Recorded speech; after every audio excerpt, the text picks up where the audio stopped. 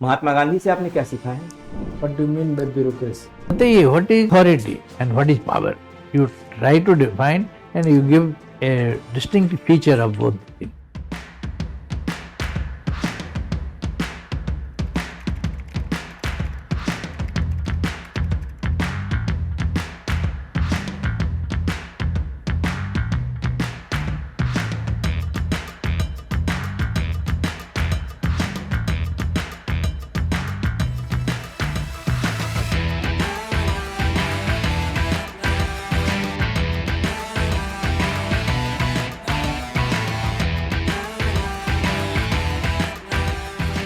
Sir आइए आइए, good afternoon sir. बैठिए। Good afternoon sir. बैठिए। Thank you sir. पहले भी आएगा, सॉरी सर, पहले आए जो coming for the first time. First time sir. आप तो आर्मी से जुड़े हुए हैं ना? Air force sir. एयरफोर्स से जुड़े हुए सर। हैं। आर्मी एयरफोर्स में थल सेना को आर्मी कहते हैं ना? Yes sir. अच्छा, जल सेना को नेवी, जी सर। इसको एयरफोर्स। जी सर। दोनों वायु को सेना, मिला करके तीनों को मिला करके sir military military. Sir. CDS तीनों के ऊपर होते हैं? जी सर। 5 स्टार रैंक ऑफिसर हैं सर। 5 स्टार रैंक ऑफिसर हैं अच्छा, जो तीनों सेना के बीच इंटीग्रेशन और कोऑर्डिनेशन के लिए बनाए गए हैं। न पद तो नया है रिलेटिवली ना? जी सर, 2019 में बनाए गए। 2019 में तो जी, रिलेटिवली नया है। अभी जी, कौन है? General Anil Sinha sir. General Anil Singh. Anil तो सिन्हा एक तो सीडीएस शायद प्लेन एक्सीडेंट जी सर। इनसे पहले जो थे general Vipin Rawat sir. General Bipin Rawat. जी सर, वो प्लेन हाँ। क्रैश में उनका एक्सीडेंट हो गया था सर। अच्छा अच्छा, तो आप वहाँ अकाउंट्स असिस्टेंट अब नहीं हैं? जी नहीं सर, मैंने सितंबर 2025 को वहाँ मेरा टेन्योर कंप्लीट हो गया सर। तो उसके बाद टेन्योर कंप्लीट हो गया मैंने? सर 20 इयर्स का इनिशियल बॉन्ड होता है। तो आपने 20 इयर्स पूरा, अच्छा 20 इयर्स पूरा कर लिया? जी सर। हाँ।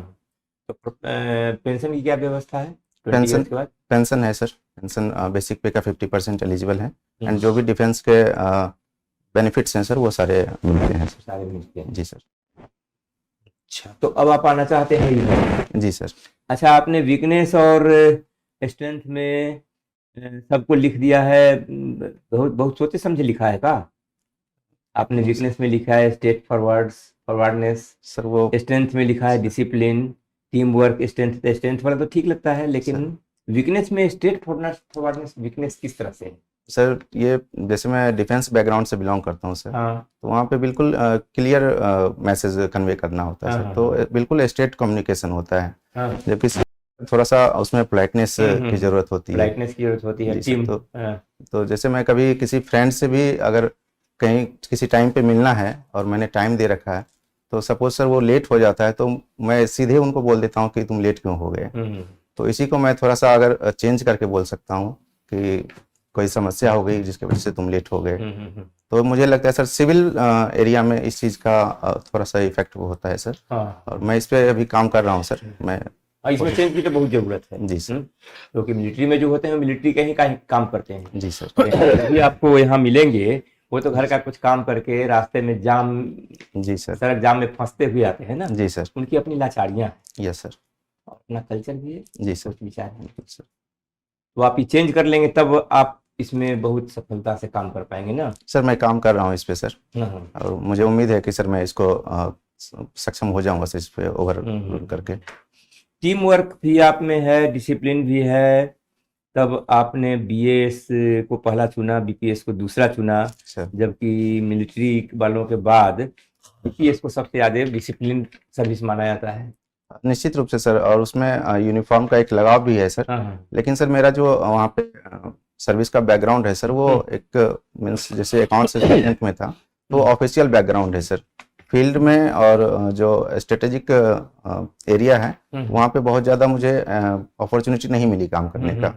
तो मुझे लगता है सर कि मेरे जो मुझे एयरफोर्स में सिखाया गया है और मेरे पर्सनैलिटी के अकॉर्डिंग बीएस मेरे लिए फर्स्ट प्रायोरिटी है। एंड सेकेंड सर, वहाँ पे मुझे जो इक्विपमेंट और आर्म्स ट्रेनिंग दी गई है, जो मिलिट्रीनेस सिखाई गई है मुझे, तो उसके अकॉर्डिंग सर बीपीएस को मैंने सेकेंड प्रेफरेंस दिया है। तो यहाँ आकर के आप उस वहाँ के सारे गुण को यहाँ के अनुसार थोड़ा ढाल मोल्ड करेंगे ना? थोड़ा सा मोल्ड करना क्योंकि पड़ेगा जो तो आप तो खुद स्वीकार कर रहे हैं कि जो कहते हैं इसको यहाँ पर लागू नहीं कर सकते। जी सर। पब्लिक डीलिंग होती है ना? जी सर। सब तरह के लोग आते हैं। बिल्कुल सर। महात्मा गांधी से आपने क्या सीखा है? सर महात्मा गांधी का व्यक्तित्व आप तो काफी मिलिट्री मैन है। हाँ, ये सर महात्मा गांधी तो सर। मिलिट्री और महात्मा गांधी थोड़ा लगता नहीं है कि नहीं सर, महात्मा दूर का गांधी सर रिश्ता है? बहुत मीन्स उनका व्यक्तित्व काफी सुदृढ़ है सर, हाँ और हाँ। काफी प्रैक्टिकल भी है इस मामले में। तो उनसे जो एक लीडरशिप का गुण भी है सर, और लीडरशिप तो उनमें बहुत था। जी सर, और सत्य, अहिंसा और अपने जो वो बोलते थे वो अपने आचरण में भी उतारते थे। तो ये उनका गुण काफी प्रभावी है सर। और जहाँ तक मिलिट्रीनेस की बात है सर, तो ये मेरा प्रोफेशन है सर, और महात्मा गांधी का भी कहना है कि अपने प्रोफेशन के प्रति पूर्णतः सत्य, ईमानदारी होनी चाहिए। अच्छा, ये लेकिन हमको समझ में आया, ये स्ट्रेट फॉरवर्डनेस को आप वीकनेस कैसे समझ रहे हैं? सच बात बोल देना सर ये वीकनेस होगा? सच बात सर दूसरे तरीके से बोला जा सकता है। ये जैसे मैं डायरेक्ट बोल देता हूँ सर, वर्ड तो जो है ना, स्ट्रेट फॉरवर्ड तो ठीक है सर ये तो मेरिट होगा। सर बैकग्राउंड पे ऊपर डिपेंड करता है सर। अगर मैं मिलिट्री में बोलूँ तो ये मेरा स्ट्रेंथ था सर, बट सिविल में सर ये थोड़ा सा मुझे लग रहा है लोगों से डील करने में मुझे पोलाइटनेस की आवश्यकता है सर। नहीं, वो तो टैक्टफुली वो अलग चीज हुई, सर लेकिन स्ट्रेट फॉरवर्डनेस जो है, ये आपका व्यू जो हिपोक्रेसी नहीं करते हैं, सर जो दिल में है वही कहते हैं, सर ये तो स्ट्रेंथ है। हाँ, इस रूप में सर ये स्ट्रेंथ हर strength जगह है। आपको काम आएगा। Yes, ऐसा sir. नहीं वहाँ के आदमी को चीट कीजिएगा, सिविलियन Sir. को, अब मिलिट्री में सच बोलिएगा, नो सर, यहाँ झूठ बोलिएगा।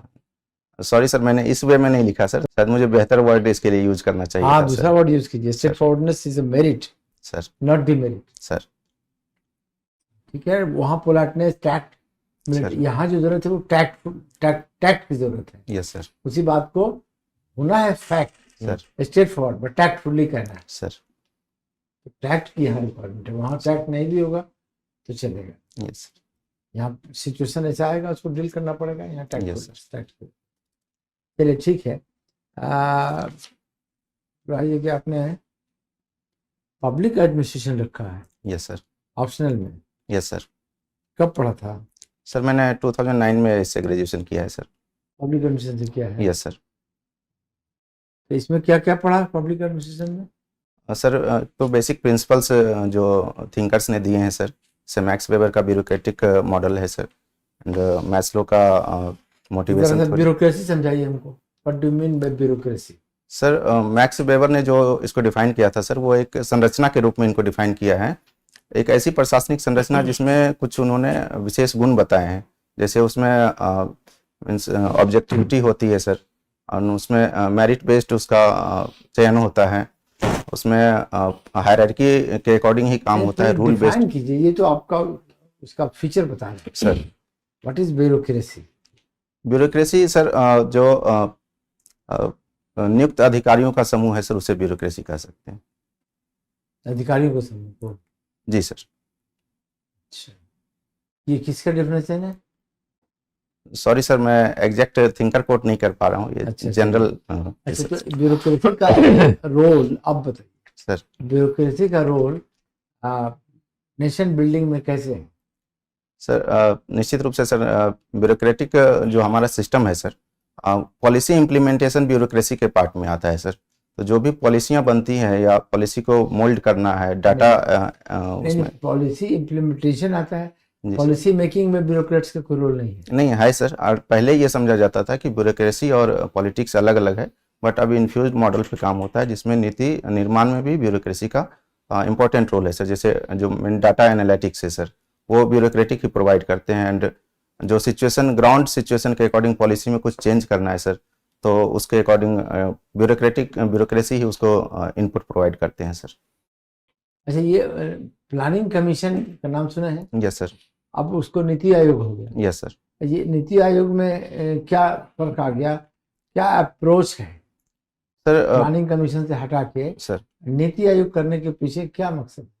सर बेसिकली जो प्लानिंग कमीशन था वो टॉप डाउन अप्रोच से उनका वर्क चलता था। जैसे पॉलिसी जो भी नीति बनानी है सर या स्कीम बनानी है, तो वो योजना आयोग बना करके स्टेट को डिवॉल्व करते थे।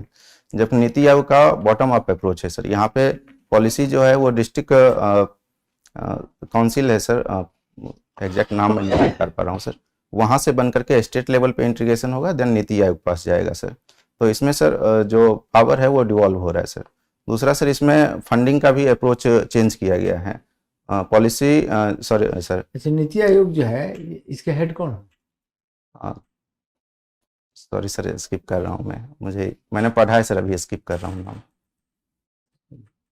अच्छा, नीति आयोग तो एक आयोग का नाम है, सर, उसके पीछे कुछ है, मतलब नीति आयोग क्या है? नीति आयोग एक थिंक टैंक है सर। एब्रिविएशन है ये सर, इसका फुल फॉर्म? यस सर, क्या? National institution for transforming India. हाँ सर, तो अप्रोच क्या हुआ? अब ब्यूरोक्रेसी का रोल क्या है? सर ब्यूरोक्रेसी ऐसा माना जाता है कि वो रिजिड होते हैं और सेक्रेसी तो को, नीति आयोग में ब्यूरोक्रेट्स नहीं है सर बट इसमें अभी जैसे डिजिटलाइजेशन हम कर रहे हैं सर, तो ब्यूरोक्रेसी में काफ़ी चेंज हुआ है सर, हम डी ब्यूरोक्रेटाइजेशन की तरफ जा रहे हैं सर। उनका जो प्रोसेस है सर, उसमें हम डी ब्यूरोक्रेटाइजेशन जा रहे हैं सर। वो कौन हेड कर रहा है इसको, अभी नहीं पता?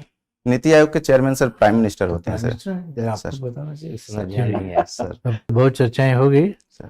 अच्छा, हमको बतला दीजिए कि इसका evolution of public administration sir, जानते होंगे, there are several theory, yes sir, या उसका ब्रीफ बता दिए, what are the stages of sir. Public administration, जो सर। इवोल्यूशन में उन्होंने पहले के सिस्टम को तोड़कर न्यू कंसेप्ट ऑफ गवर्नेंस लाया गया, यस उसको सर। बताइए क्या है।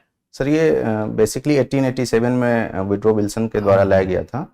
उन्होंने उस समय एक ऐसे लिखा था सर, पॉलिटिकल साइंस नहीं, वो तो हमें, I am interested to know the different theories which has emerged during the creation of this public administration. Evolution हुआ है ना, जी सर, पहले क्या था, उसके बाद what changes have taken place, yes sir. वही देश हमको वही जानना है। सर उसमें सबसे पहले जैसे हम ट्रेडिशनल पब्लिक एडमिनिस्ट्रेशन की बात करते हैं सर, तो उसमें 3E पे कॉन्सेप्ट पे फोर्स किया गया था, जैसे इकोनॉमी, एफिशिएंसी और इफेक्टिवनेस पे। हाँ, उसके बाद से डेवलपमेंट एडमिनिस्ट्रेशन आया, हाँ, जिसमें ये बोला गया कि नहीं, इनके अलावा हमें ह्यूमन वैल्यूज पे भी फोकस करना पड़ेगा एंड पब्लिक एडमिनिस्ट्रेशन को मोल्ड करना पड़ेगा अकॉर्डिंग टू सोसाइटल नीड्स। एकदम उसके बाद सर उसमें न्यू पब्लिक बस हम समझ गए, sir, you are in a right track. वही हम जानना चाह रहे थे कि what changes has taken place, why this governance has been taken due care sir, after different evolution of public administration. Sir. यही जान। अब बताइए, what is authority and what is power? You try to define and you give a distinct feature of both the things. Sir से max weber ने अपने model में इसको बताया था सर। उसने नहीं, Sir. बस my question is you have to differentiate between both. Sir power जब हम कहेंगे सर किसी सेकेंड पर्सन को, अगर उसके नहीं, will, you try to define it as, because you are a student of public administration. Sir, I am interested to know your public administration dialects to Sir. convince me with the right definition. Sir किसी दूसरे व्यक्ति को उसकी इच्छा के विरुद्ध उससे कोई काम करवाना, ये पावर होता है सर। और इस पावर में जब लीगलिटी मिल जाती है सर, जब इसको वैधता मिल जाती है, तो उसे अथॉरिटी वेरी कहते नाइस, हैं। बहुत अच्छा। स्पैन ऑफ कंट्रोल जानते हैं? Yes sir. उसका क्या मीनिंग है? सर स्पैन ऑफ कंट्रोल का मतलब ये है कि एक अधिकारी कितने व्यक्तियों को अपने कंट्रोल के अंदर डायरेक्ट कर सकता है सर उसे। Managing capacity. Yes, sir. Very nice, बहुत अच्छा। Your hobby is watching sports movie, sport movie है, शॉर्ट मूवी सर। वो शॉर्ट मूवी है, Sir. सॉरी। हाँ, तो शॉर्ट मूवी में एक आध एग्जांपल बताएं जिसको Sir. आपने देखे हैं और यू हैव एंजॉयड। सर नटखट एक मूवी है सर, उसमें बेसिकली ये दिखाया गया था सर कि जो सोसाइटी के लेवल पे चेंजेस लाने हैं, वो हम घर से कैसे स्टार्ट कर सकते हैं। बहुत अच्छा, आपने सब तो कर दिया, ठीक है सर।